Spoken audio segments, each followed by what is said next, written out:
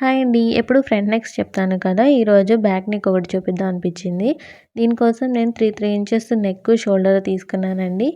Normal front side తీసుకుంటాం కదా! అలాగే బ్యాక్ సైడ్ కూడా తీసుకుందాం. దీనికి లెంత్ వచ్చేసి నేను 3 ½ తీసుకున్నాను. ఇక్కడ మనం నార్మల్‌గా అయితే బందులు పెట్టుకుంటాం కదా!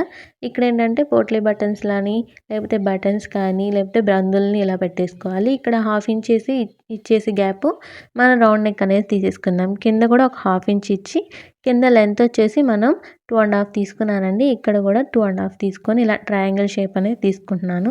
ఇక్కడ కింద గీసే ట్రయాంగిల్ మాత్రం కొంచెం వంకరగా అంటే క్రాస్‌గా తీసుకోవాలి. ఇలా క్రాస్‌గా తీసుకుంటే ఏంటంటే కొంచెం యూనిక్‌గా ఉంటుంది డిజైన్ అనేది.